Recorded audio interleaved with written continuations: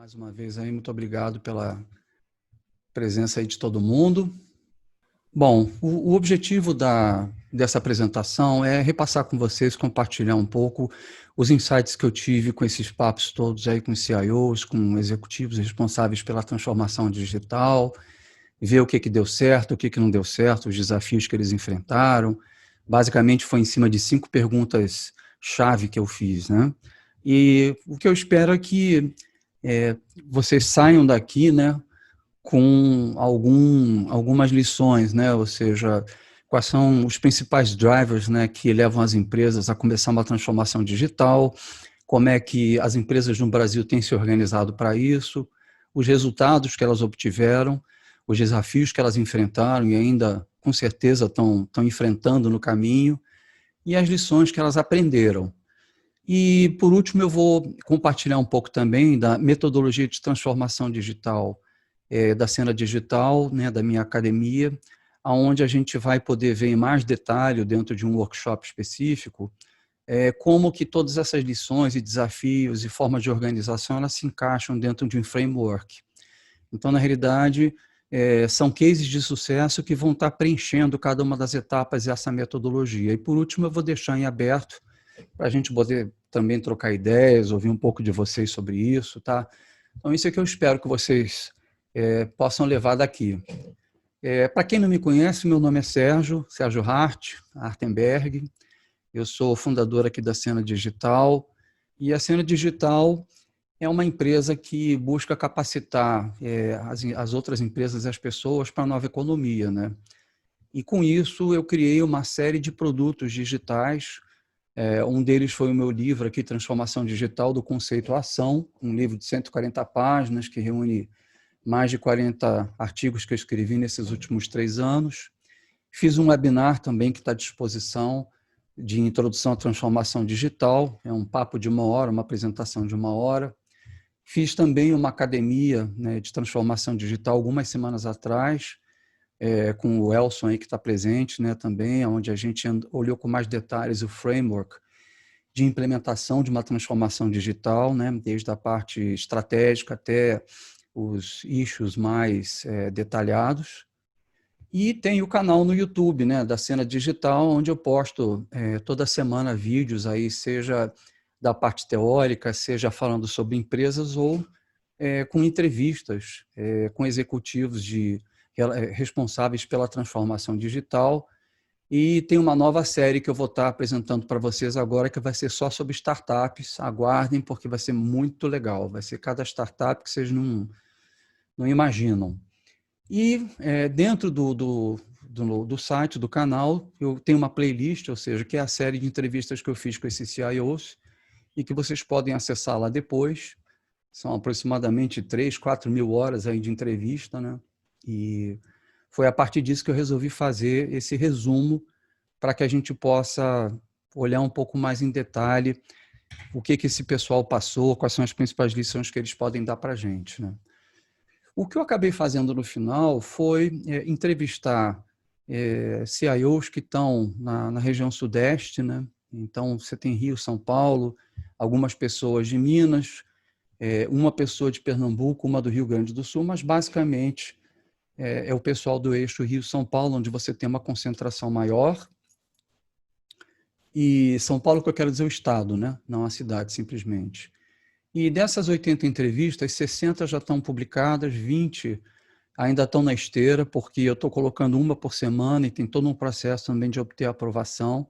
Mas eu acredito que essas 60 já mostram um bom quadro do que está acontecendo aqui na transformação digital, né? E essas entrevistas todas foram estruturadas em 5 perguntas-chave, que são as perguntas que eu tinha apresentado para vocês anteriormente, né? Ou seja, quais foram os drivers dessa transformação digital, como é que a empresa de vocês se organizou do ponto de vista não só de governança e da área de TI, né? Mas como é que vocês fizeram com a inovação, a transformação digital foi tocada por dentro de TI, fora de TI, tinha um conselho, não tinha um conselho, que resultados vocês conseguiram desde novos serviços, novos produtos ou novas percepções, né? Nova mentalidade. e que desafios vocês enfrentaram, não só internos, mas externos também, para conseguir chegar lá. E principalmente que lições vocês aprenderam com isso, né, depois desses anos aí que vocês estão na batalha, né? Então eu acho que tem aí um canteiro bastante interessante com informações, eu não tenho obtidas que foram consolidadas para vocês terem uma noção, então, do que está acontecendo. A primeira pergunta foi: quais foram os drivers para a sua empresa iniciar uma transformação digital, né? Então, andando aqui no sentido horário, né? A gente tem um grupo de empresas cujo principal driver foi a mudança nos hábitos do cliente ou mudanças no mercado que fizeram com que esse cliente, então, deixassem eles mais preocupados e fizeram com que eles tivessem que melhorar os seus serviços. Então, por exemplo, a Globocom, ou seja, as empresas de telecomunicação, as empresas de mídia, junto com o setor financeiro, obviamente são os mais afetados por esse fenômeno da transformação digital, da nova economia, e eles têm que transmitir um programa de TV, um filme, um vídeo, não só pela televisão, mas pelo tablet, pelo mobile, por várias redes sociais diferentes, para que o cliente possa acessar a informação do jeito que ele quer, quando ele quer, aonde ele estiver. Então, obviamente, isso é o que rege, né, empresas desse tipo. A Febo Granado também eu acho que é um exemplo bastante interessante, porque ela, antes dessa revolução toda, ela estava tendo desafios, né, de manter a sua marca funcionando, e ela conseguiu, então, reconquistar esse cliente e aumentar, inclusive, nessa base de clientes baseado nisso, né? E a Ultragás, que é uma empresa de B2B, mas que tem um lado também de vender a varejo, né? Ela teve que melhorar os seus processos para que o seu cliente pudesse ser melhor atendido, já que o gás é uma fonte de energia que não é barata, né? Principalmente a nível industrial, né? Então, foi interessante a gente ver isso, né? Temos aqui um comentário, deixa eu ver se alguém está colocando alguma coisa no chat. Juliano, a Tesla tem carros elétricos com piloto automático e utiliza até em Uber 99 táxi nos Estados Unidos, é verdade. Não só carro, Juliano, como uma frota de caminhões também, né? O Uber já está testando essa tecnologia nos Estados Unidos e esses caminhões eles estão cruzando o país de ponta a ponta. Então, a gente vai ver cada vez mais isso acontecendo aí e eu diria que o futuro do motorista de táxi está meio que comprometido, né? Vamos ver o que é que acontece, né? Dessas entrevistas, além da Petrobras, alguma empresa ou órgão do setor público ou autarquia? Sim, a Câmara de Comércio de Energia Elétrica, Furnas, que eu me lembro assim de cabeça, eu acho que a gente vai ver aqui aos pouquinhos, tá bom? Foi pergunta do Antônio Fernando. O segundo driver foi o cenário econômico, né? O cenário econômico ele afetou, por exemplo, o setor de construção. Então, a gente vê aqui a MRV, porque desde a entrada do Bolsonaro, o financiamento do Minha Casa Minha Vida. Então, como eu estava dizendo, a MRV sofreu essa mudança do governo, né, das regras do governo, e ela está tendo que procurar segmentos de mais alto poder aquisitivo, que usam mais o sistema brasileiro de poupança e empréstimo. Então, isso é um exemplo. A Câmara de Comércio de Energia Elétrica, ela está se preparando para a mudança de regra que está acontecendo agora, aonde a gente vai ter cada vez mais clientes livres. Ou seja, está começando pelas empresas, elas vão poder comprar energia de quem elas quiserem dentro dessa câmara, né?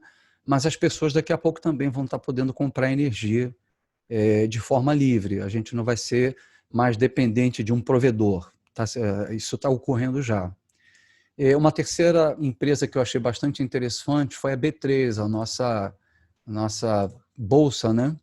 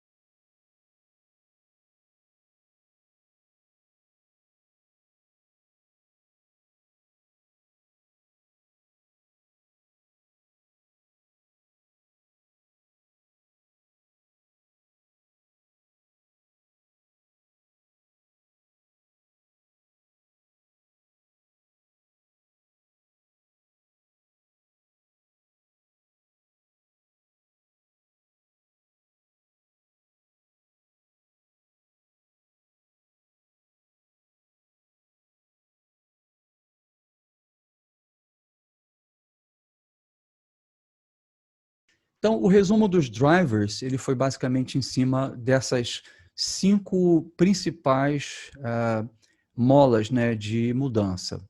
A segunda pergunta que eu fiz foi como que vocês se organizaram em relação à transformação digital? E aí a gente tem diferentes cenários, né? Algumas empresas, elas criaram áreas de inovação, né? Então, por exemplo, você tem a Porto Seguro que criou, e a própria Raizen, que eu ainda vou entrevistar, mas é conhecido, né? A Porto Seguro tem uma aceleradora chamada Oxigênio, a Raizen tem um hub, que é conhecido no mercado de inovação, onde essas empresas procuram trazer startups, acelerar, trabalhar com a chamada inovação aberta, né? Outras empresas resolveram colocar dentro da sua área de TI essa parte de inovação. Então, se vocês forem ver a entrevista com a Ipiranga, a Betsy, ela montou o que eles chamam de uma garagem de inovação, né? E algumas empresas criaram áreas de inovação, porém fora de TI. Então, isso depende muito do ramo de negócio, né? Depende muito do tamanho da empresa, do nível de maturidade digital. Mas você pode ter uma inovação dentro de TI, você pode ter uma inovação fechada, porém acelerando startups, e você pode ter uma inovação onde você lança desafios ou você faz uma parceria num hub com várias outras instituições acadêmicas, de pesquisa, fornecedores, para você desenvolver produtos que vão solucionar problemas específicos seus. Tá? Outra coisa também que eu vi pouco, que me chamou a atenção, são organismos de governança que eu chamo em geral de comitê de transformação, que é uma coisa com representantes da diretoria, das unidades de negócio e com o CIO. O que a gente via, em geral, era a diretoria tomando o pé da situação da transformação, uma vez a cada 15 dias, a cada 30 dias, mas não um comitê da alta liderança que estava acompanhando isso no dia a dia junto com o CIO. Eu vi essas questões muito delegadas para o cara de tecnologia, ou para um cara, no caso da Petrobras, acho que foi um ponto fora da curva. Contrataram uma pessoa que ficou acima do CIO e que tinha embaixo dele o CIO, a área de transformação e a área de pesquisa. Isso é muito raro de acontecer, né? Uma coisa que a maioria das empresas está fazendo, né, é treinar e implementar os produtos e projetos através de metodologias ágeis e, aos pouquinhos, expandindo essa metodologia para outras áreas da empresa, para outros projetos da empresa, né, como a Petrobras está querendo, né? E o conceito de Agile at Scale, como eu já falei para vocês, que é de você ter uma quantidade de centenas ou milhares de equipes trabalhando com essas coisas, né? Outra coisa também é a questão da TI bimodal, que eu já conversei com vocês, né, que é um conceito do Gartner, e que muitas empresas passaram a usar isso, e com um cuidado muito grande com as pessoas de dentro, ou seja, em vez de ficar contratando gente só de fora, muitas empresas resolveram investir em treinamento das suas próprias equipes, da prata da casa, primeiro porque isso seria um desprestígio para o pessoal de dentro, segundo porque você tem talentos internos na empresa, né? E terceiro porque é uma oportunidade que você tem muito grande, né, de motivação e de capacitação dos teus recursos internos, para que você não dependa tanto assim de pessoas de fora, né? Então, isso é uma estratégia que eu acho bastante interessante. Obviamente, mais uma vez, depende do nível de maturidade e do tipo de indústria, né? Se o teu negócio for tecnologia, vale a pena você treinar todo mundo lá. Por exemplo, o Magazine Luiza tinha uma equipe de 500 pessoas, depois eles compraram uma empresa, né, de desenvolvimento aí de software, de soluções, está com 1.500 pessoas, porque eles acreditam que o mecanismo de comércio eletrônico deles é uma vantagem competitiva. Então, para eles, a tecnologia passou a ser negócio. Para o banco, a tecnologia é negócio. Mas nem para todas as empresas a tecnologia passa a ser um negócio per se, né? Então, isso vai depender, mais uma vez, de cada uma dessas empresas. Tá? Outra pergunta também que a gente fez para os CIOs foi com relação aos desafios, né? Que desafios você encontrou mais significativos que você pudesse compartilhar com a gente? E aí a gente teve basicamente 4 tipos de desafio. O primeiro desafio foi relacionado com a mão de obra, né? A gente tem um déficit no Brasil de aproximadamente 300 mil pessoas aqui, entre cientistas de dados e desenvolvedores. É um déficit que está crescendo cada vez mais. Existe um déficit de qualidade de recrutamento, ou seja, as pessoas dos RHs não têm a mínima ideia do que faz um cientista de dados, do que faz um CTO, para que serve um CDO, e fazem contratações sem ter efetivamente base para isso, né? Então, você tem muita troca de cadeira, o pessoal está apanhando muito por causa disso. O terceiro desafio é quando você encontra o recurso e recruta bem, você não consegue segurar o cara bem, ele só fica 6 meses. Então, se esse recurso ficar pelo menos um ano na empresa, você já pode dar graças a Deus, porque já vai se considerar uma grande vitória, né? E, por último, a definição de perfis, né, que são muito importantes para você ter uma transformação digital. O que faz um Product Owner, o que faz um Scrum Master, o que faz um cientista de dados, né, um desenvolvedor, um testador. Existe uma dificuldade muito grande hoje de você entender esses perfis, de recrutar e até você detectar nas áreas de negócio pessoas que podem se transformar em algum desses perfis, né? Eu fiz uma entrevista muito interessante com um cara que é um headhunter da Find HR, né? E ele é especializado em recrutar mão de obra tecnológica. Ele estava mostrando para a gente que uma das dificuldades que ele tem, além de encontrar gente no mercado, é ter uma interlocução eficiente com as pessoas do RH, né? Então, isso eu acho que foi uma coisa muito interessante, muito importante para todo mundo saber. O segundo grande desafio, para mim, que me chamou a atenção, foi o que o Birman, que era o CIO da Rodia, né, que agora se chama Solvay, né, falou, né? A Rodia é uma grande multinacional, centenária, e ele levou praticamente 2 anos para convencer as pessoas da empresa de que era necessário fazer uma transformação digital, né? E o clique, muitas vezes ele se dá quando esses executivos vão, por exemplo, para um fórum internacional de Davos, né? E aí eles veem que o mundo está mudando, ou então quando eles vão fazer uma visita no Vale do Silício, ou quando vão na Singularity University, e aí eles começam a ver, a partir de outros executivos, né, que o mundo está mudando, que as empresas, que o segmento de negócio deles está se transformando, e que se eles não fizerem nada, eles vão acabar ficando para trás, né? Então, essa inércia talvez seja um dos maiores problemas que você tem, e dentro da minha academia de transformação digital, a gente vê muito isso, ou seja, como que é importante a conscientização dos executivos antes de você começar a fazer qualquer coisa. Porque se o executivo da empresa não estiver preparado, ele não vai bancar, ele não vai liderar, ele não vai patrocinar esse evento, né? Então, é muito importante a gente quebrar essa inércia para que a gente tenha dinâmica na jornada. O terceiro exemplo aqui, que me chamou muita atenção, foi a entrevista com Felipe Pavone, que é o diretor de comércio eletrônico da Saraiva, né? Todo mundo sabe que a Saraiva está passando por uma situação muito difícil, e o Felipe foi o único CIO que disse para mim o seguinte: Sérgio, eu tive que fazer transformação digital tendo que cortar custo, né? E, geralmente, quando você fala em transformação digital, você fala em investimento, né? As empresas gastam rios de dinheiro, né? Quebrando a parede, fazendo espaço de coworking, né? Botando puff colorido, mesa de futebol total de ping-pong, né? E aquela coisa alegre, né? Da juventude lá de bermudinha, sandália havaiana. E a Saraiva teve que fazer coisas de cortar na carne, de cortar no osso, e mesmo assim se transformar. Então, eu acho que dentro da humildade toda que o Felipe apresentou, para mim, um dos maiores exemplos de como é possível, mesmo você estando numa situação deficitária, e como é necessário para você sobreviver, você fazer uma transformação digital. E uma das primeiras coisas que ele fez, como não deveria deixar de ser, foi arrumar a casa, né? Trocou o comércio eletrônico, que custava muito, depois ele começou a mexer nas equipes, depois ele começou a mexer em outros processos para melhorar o nível de serviço e apoiar melhor as lojas, né? Ou seja, indo em direção na estratégia da omnicanalidade, ou agora como você está chamando, O2O, né? Offline to online, né?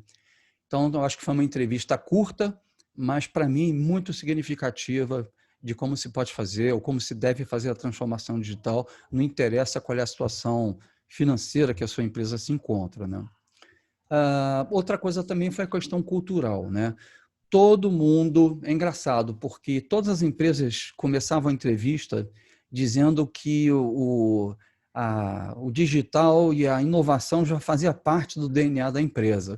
Só que no final da entrevista, a maioria dizia que o maior desafio foi mudar a cultura. Então, ora, bolas, né? Se eles já têm o digital na cultura e inovação, como assim, né? Tiveram problema. Enfim, então, existe muito daquele papo institucional, né, que nós temos a mudança no nosso DNA, mas muitas vezes essa mudança ela ocorre só no departamento de pesquisa, mas não na cabeça do pessoal que está no escritório, no back-office, na administração e até mesmo em TI, né?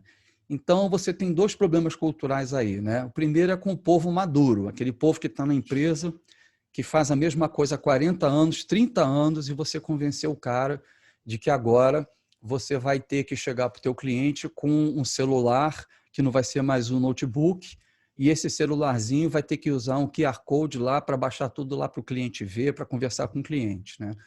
Então, o cara reclama, não está acostumado, ele acha que vai perder o cargo dele, tem muito, muito, muito problema nesse aspecto. E o segundo é o oposto, né? As empresas que são muito tradicionais e que querem contratar gente nova, que chega lá e fala, pô, mas a gente não pode acessar os sistemas da empresa pelo celular? Como é que pode, né? Então, eu vou embora daqui, eu quero ser presidente daqui a 3 anos, eu quero agregar valor ao mundo, eu quero fazer diferença na vida, e como não tem lugar para mim, não estou vendo perspectivas aqui de inovação tecnológica, eu vou embora. E aí o pessoal vai embora depois daquele programa de trainee que se faz, né? Que se gasta uma baba, fica 6 meses entrevistando, pega-se os melhores trainees do Brasil e da galáxia, e o pessoal 3 meses depois vai embora, seja porque não tem digital, seja porque eles não viraram presidentes, né? Então, esses são os 4 maiores desafios, os mais comuns que a gente encontrou com as empresas. A minha pergunta também foi: que resultados vocês conseguiram obter com a transformação digital, ou que vocês já estão obtendo, né? O pessoal, em geral, do varejo, né, e isso foi muito interessante, eles estavam focando nisso, obviamente, e apontaram uma melhoria significativa na experiência do cliente, né? E aqui tem 2 exemplos que eu achei muito interessantes, né? O BR Malls, que na realidade não é um varejo, é uma administradora de shopping. O BR Malls, né, os shoppings, eles dependem do varejo, né? E aí, em parceria com os varejos, eles implementaram eu não diria que é só uma tecnologia, né? Um modelo de negócio chamado Mall as a Hub. Isso significa que você passa a ter dentro do shopping um microcentro de distribuição, a partir do qual as pessoas podem fazer compra no comércio eletrônico e receber em casa, já que elas moram perto do shopping. Então, aqui não deixa de demorar uma semana para chegar e chega no mesmo dia, ou em 2 dias, ou em 2 horas, né? Então, isso aqui é o famoso Mall as a Hub. Uma outra coisa também que me chamou a atenção foi a Fiat Chrysler, FCA, que vocês estão vendo aí. A entrevista com o CIO da FCA, com o Leonardo, foi muito legal, e eles estão transformando a experiência da compra do carro numa experiência online. Vocês devem ter visto aí em muitos jornais que muita gente acabou comprando o carro pelo seu mobile e recebendo em casa, né? E isso aí é um avanço bastante grande, em detrimento daquela experiência tradicional de você ter que ir numa concessionária e faz o test drive, etc., né? Eles conseguiram criar uma experiência em que praticamente você pode fazer tudo através do teu celular, né? Integrando com o banco, vendo todas essas questões aí também de despachante, né? Muito bacana que eles fizeram. O segundo resultado, que também me chamou muito a atenção, foi o resultado que a MRV conseguiu, né? A MRV ela utilizou chatbots, né, e RPA, que é a tecnologia do uso de robô, de você digitalizar determinados processos, né? E ela conseguiu ter uma redução significativa no esforço do saque deles, né? Então, muitas das perguntas, sei lá, 40%, 50% das perguntas e das questões, quando se liga para um saque, elas são uniformes, elas são padrão. Então, na medida que você coloca um chatbot ou que você resolve isso através de tecnologias do tipo WhatsApp, com uma inteligência por trás, né, com um robô por trás, você consegue reduzir muito o custo. E essas pessoas que estão no saque fazendo isso, elas são transferidas para resolver problemas mais individualizados, né? Então, isso foi uma experiência bastante interessante. A outra experiência eu já falei para vocês, que foi a de redução de custos que a Saraiva obteve, alterando a sua base de infraestrutura tecnológica, né?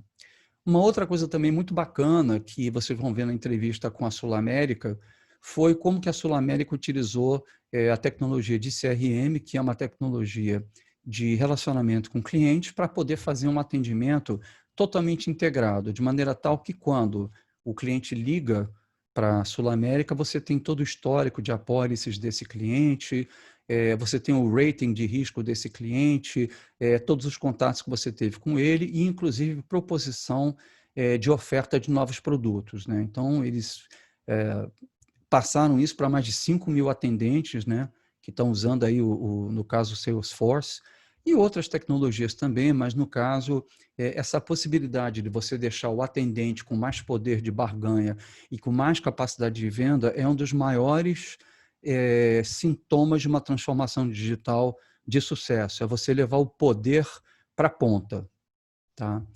O quarto resultado também que eu achei muito interessante é o seguinte, se eu falar para vocês que tem uma empresa chamada Pilkington, eu acho que ninguém vai saber direito o que é, mas se eu falar para vocês em Blindex, todo mundo vai saber que é aquele vidro, né, que fica no chuveiro e também que é usado para a parte de proteção dos carros, né? A Blindex, a Pilkington, ela criou um spin-off porque ela percebeu que as informações em relação ao produto dela, e principalmente como instalar o produto dela, passaram a ser uma coisa tão importante que eles criaram uma linha de negócio, um modelo de negócio de varejo, de instalação de vidros temperados nos veículos, né? Então, eles viraram uma espécie de De Pascoal do vidro temperado dos carros, né? Então, além de fabricante, que a De Pascoal não é, eles começaram a instalar, fazer instalação desses vidros nos carros. Então, eu achei isso muito interessante, porque isso foi reflexo de uma profunda reflexão com relação ao modelo de negócio deles e a possibilidade de entrar numa grande transformação digital, né?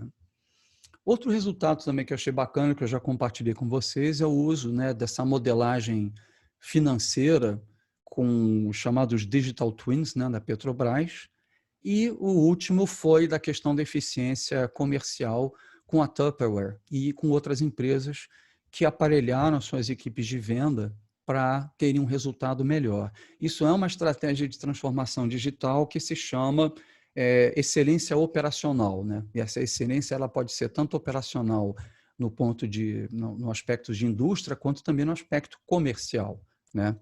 Então, esses foram os principais resultados, vamos dizer assim, concretos que a gente percebe.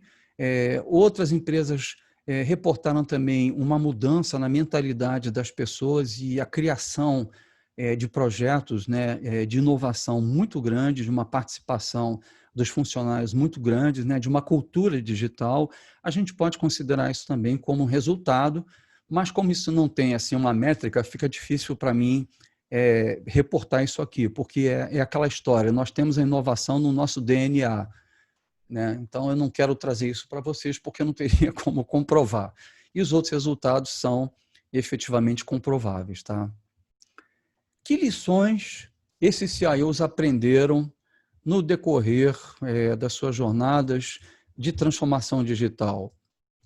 Bom, a primeira delas foi que tem que se sempre procurar usar a prata da casa. É muito importante, se não tem uma debandada geral, existe desmotivação e pode haver até, eventualmente, sabotagem da iniciativa da transformação digital.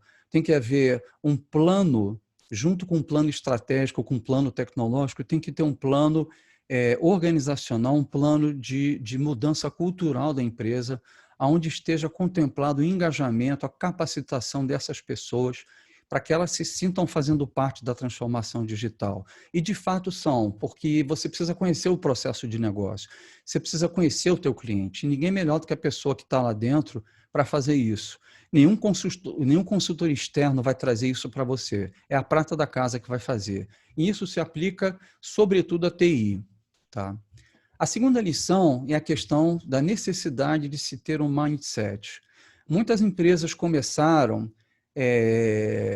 pelo final, começaram querendo contratar startup e botar startup para dentro para desenvolver soluções fantásticas, com nanotecnologia, com não sei o que lá, e no final ninguém usou aquela porcaria, aquele negócio caiu por água abaixo, porque as pessoas da empresa não estavam preparadas, não estavam muito felizes de estar usando uma coisa que era tão radical e tão diferente do modus operandi dela. Então, se você não conduzir a empresa para um mindset digital, você não consegue parar de ter aquela visão de Taylor, né? Que tudo tem que ser padronizado, não pode ter erro, a gente não tem que fazer prova de conceito. Tem uma coisa muito engraçada que uma CIO falou para mim, e é uma CIO de startup, hein? Olha só, gente. Ela falou para mim que ela está usando a metodologia ágil, só que o cliente dela da área de negócio, nem todos eles são pessoas dessa geração, né? São pessoas que estão trabalhando no mercado financeiro há muito tempo. E aí ela foi trazer o primeiro sprint, o primeiro resultado de um produto que eles estavam desenvolvendo. O cara recebeu aquele sprint, olhou e falou, poxa, tá ótimo, mas só isso? Ou seja, o cara não entendeu o que é sprint, né? E, obviamente, ele ia receber uma série de demonstrações daquele tipo, né, até ele poder ter o produto que ele queria completo. Né? Então, isso é mindset digital. Tem que explicar para as pessoas como funciona, o que é, o que não é, como é que as coisas estão mudando. Né? A terceira lição, que eu achei muito interessante também, é que a maioria falou para mim que startup para você gerenciar não é fácil, que os caras são muito bons de tecnologia, mas não tem absolutamente a menor governança, o menor senso de nível de serviço, estrutura organizacional, e muitas das corporações acabam tendo que pegar o startup no colo e ensinar para os caras como se faz a administração, porque apesar deles serem muito bons e terem uma solução boa, essa solução ela não está adaptada e confiável o suficiente para você escalar ela para usar numa grande empresa. Então, não é só porque você está com startup que você está com a vida ganha, muito pelo contrário, você está adotando um filho que vai estar te trazendo uma tecnologia revolucionária, só que junto com isso você vai ter que embarcar essa tecnologia dentro da sua empresa. E não adianta ficar fazendo spin-off, ou seja, não adianta você apenas criar empresas externas porque eles têm uma mentalidade nova e nova tecnologia, porque a empresa, a corporação em si vai ter que mudar de uma forma ou de outra. Então, não tem jeito, vai ter que mudar o mindset e vai ter que saber lidar com startup. A quarta lição foi a necessidade de infraestrutura. É o que eu falei para vocês. Quer fazer transformação digital? Arruma a casa primeiro. Se você não tiver sistemas integrados, confiáveis, na nuvem, né, com uma arquitetura de solução voltada para a colocação de APIs, né, o uso de barramento, né, eu estou falando aqui de uma coisa mais técnica, né, mas para quem não for técnico, né, é toda uma infraestrutura tecnológica de software, de hardware e daquilo que a gente chama de middleware, né, que fica entre os dois. Você não vai conseguir fazer uma transformação digital. Você não vai conseguir ter combustível para colocar todas as inovações, todos os apps que a tua área de marketing, de vendas, né, ou de produto quer. Então, é muito importante para o CIO que ele consiga vender a necessidade de se rever a infraestrutura e de lançar um roadmap de evolução digital da sua infraestrutura, senão não vai dar certo. Uma das consequências disso seria a quinta lição, também que foi dita pelo Joaquim, foi muito legal, que não adianta ter tecnologia sem piloto. Ou seja, também não adianta você comprar máquina e você ter orçamento para comprar a máquina se você não tem quem opere a máquina. E operar a máquina no sentido de você ter pessoas na empresa que entendam dessas novas tecnologias, né, de data analytics, que entendam de inteligência artificial, que entendam de reconhecimento facial, de reconhecimento de padrões, que entenda de algoritmo, que entenda de internet das coisas, que entenda de plataformas digitais. Você não precisa ter todo mundo entendendo, mas você tem que ter pessoas-chave que conheçam essas tecnologias e que ajudem não só a identificar as oportunidades de uso dessa tecnologia, como também fiscalizar aquilo que o teu fornecedor ou o teu startup estão fazendo, né? Porque você pode estar construindo uma bomba relógio sem saber. Então, é muito importante você desenvolver conhecimento dentro da empresa, né? A sexta seria ouvir as pessoas que estão no dia a dia. Isso eu ouvi em algumas empresas, foi muito interessante. Empresas do setor imobiliário, empresas do setor de varejo, todas as empresas que têm pessoas que estão junto ao público, elas têm uma riqueza muito grande de detalhes em relação ao comportamento do cliente final, né? E muitas vezes as transformações digitais não levam em consideração esse feedback do campo. Então, uma das coisas mais importantes para você fazer no início de uma transformação digital é você entender qual é o nível de maturidade digital da empresa. O que eu quero dizer com isso? Você vai na diretoria e pergunta, você se acha muito digital? E o diretor vai falar assim, nós somos os mais digitais do planeta. E aí você vai falar com o vendedor dessa mesma empresa e ele vai dizer para você, cara, a gente está vivendo na época da pedra, eu tenho que anotar no papel aqui, porque volta e meia o sistema cai, e eu tenho que criar aqui os dados fiscais aqui, porque eu não consigo emitir nota fiscal, né? Vamos supor como exemplo. Então, é muito importante você entender quais são as principais dores e as principais oportunidades através dessas pessoas, e você considerar isso na sua transformação digital. Senão, você vai estar fazendo um plano para, a partir de um ponto que você não se encontra na realidade, tá? E, por último, uma das lições também que o pessoal falou muito é o seguinte, gente, existe muita tecnologia disponível, existe muito startup disponível, só no Brasil já deve ter uns 15 mil, né, fora o exterior. Existe muita instituição acadêmica fazendo pesquisa de tudo aquilo que você pode imaginar, né? Existe muito hub, muito acelerador, o ecossistema digital é enorme, enorme. Porém, se você não escolher, priorizar e focar e fazer uma coisa de cada vez, se você não tiver estratégia de curto, médio e longo prazo, você vai jogar dinheiro fora.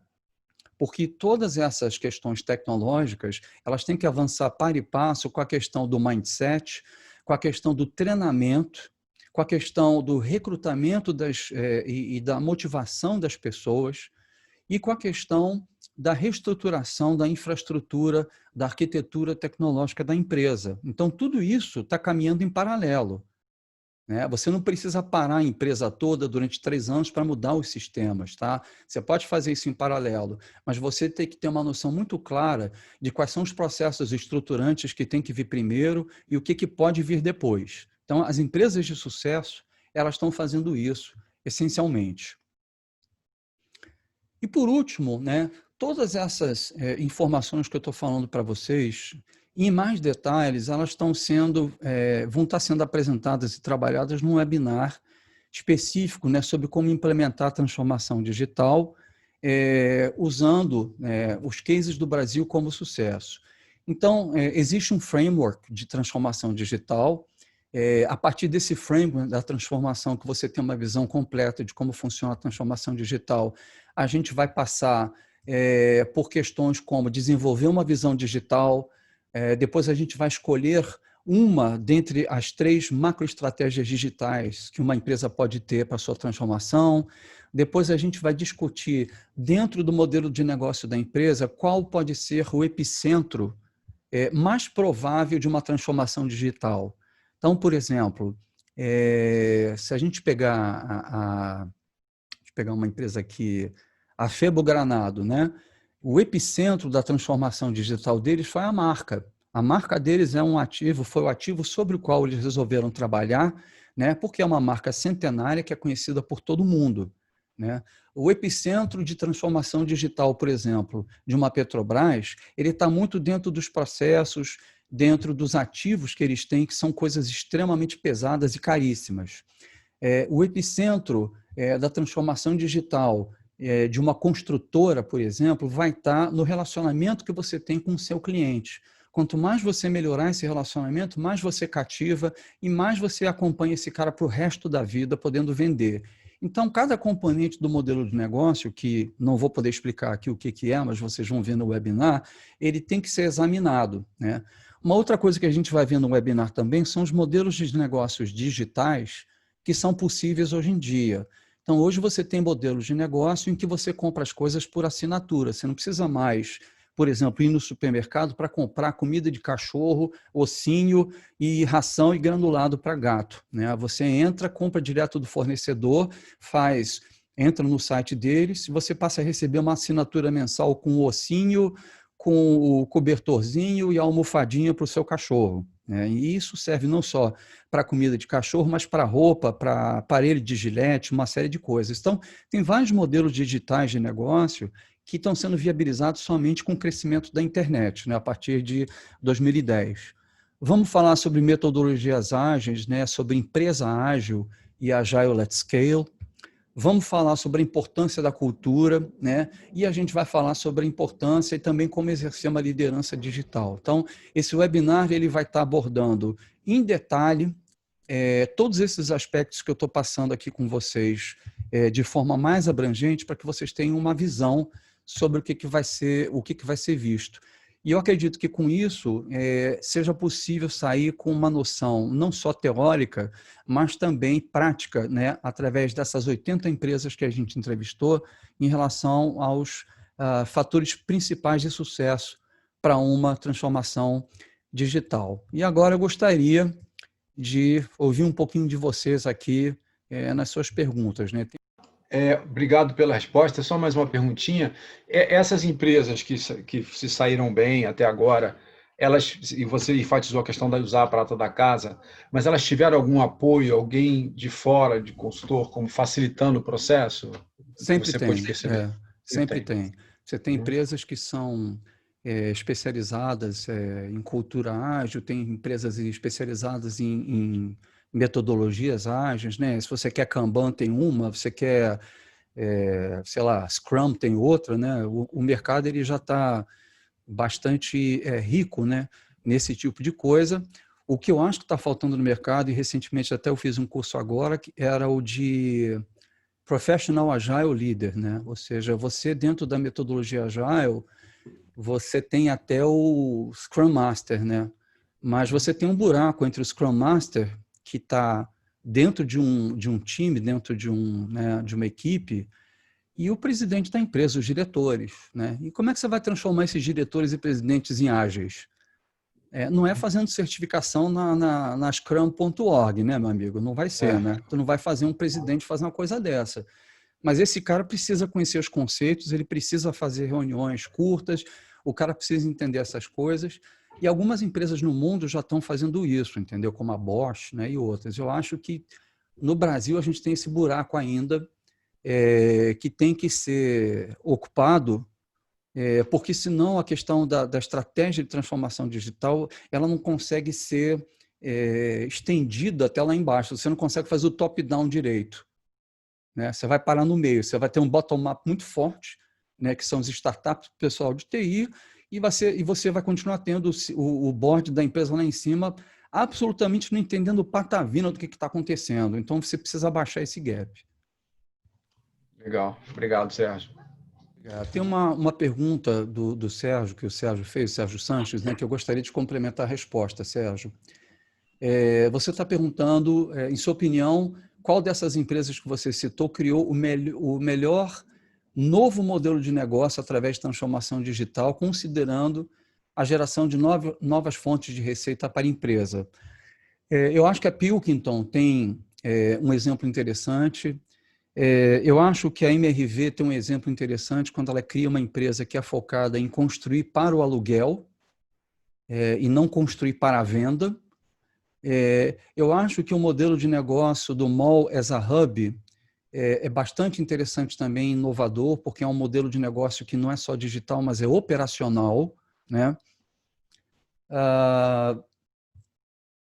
E eu acho que muitas outras empresas apresentaram talvez fontes de aumento de receita. Por exemplo, o setor elétrico não é só de transformação digital, mas, obviamente, o setor elétrico está focando muito, o setor de utilities, né, elétrico e gás também, né, o Ultragás que eu entrevistei, eles estão focando muito em criar novos serviços de valor agregado para os clientes, né, porque eles têm bases de dados com milhões de consumidores, há anos que eles têm que manter essas bases, e aquilo ali é uma mina de ouro, né, vamos dizer assim, né. Então, é interessante porque você, a partir dessa mina de ouro, você pode ter uma série de inovações. Então, se você pegar a CPFL, acredito que a Enel e outras empresas, elas têm spin-offs que são focados em prestação de serviços de valor agregado para os clientes, né? Eu tenho como exemplo o meu antigo empregador, né, que era os franceses dono da Light, que já saíram aqui da Light, mas continuam no Brasil, a EDF, né, que agora ela só está com geração, mas a EDF, que é a maior empresa elétrica do mundo, ela criou uma empresa de eficiência energética e está ganhando muita grana em cima disso. Então, eu diria que as maiores oportunidades que você tem de gerar receita adicional vão ser em cima de dados, né? E esses dados podem ser dados dos clientes, através de analytics, né, ou dados dos ativos. Então, se você for pegar uma empresa de construção que constrói não só prédio, mas uma empresa que constrói condomínio logístico, essa empresa ela pode transformar um centro de distribuição numa plataforma de dados.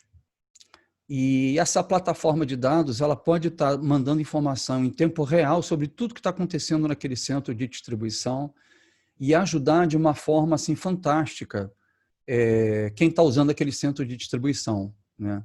Então, eu acho que você tem possibilidades aí gigantescas e eu acho que esse primeiro momento de transformação digital que a gente está vivendo, com raríssimas exceções, está sendo um momento de digitalização de processo, está sendo um momento de você arrumar a casa, está sendo um momento de você criar plataformas digitais para você fidelizar o teu cliente, que são coisas um pouco mais fáceis do que você entrar pesado em data lake, em data analytics, né, etc., como você já tem nos países mais desenvolvidos, né?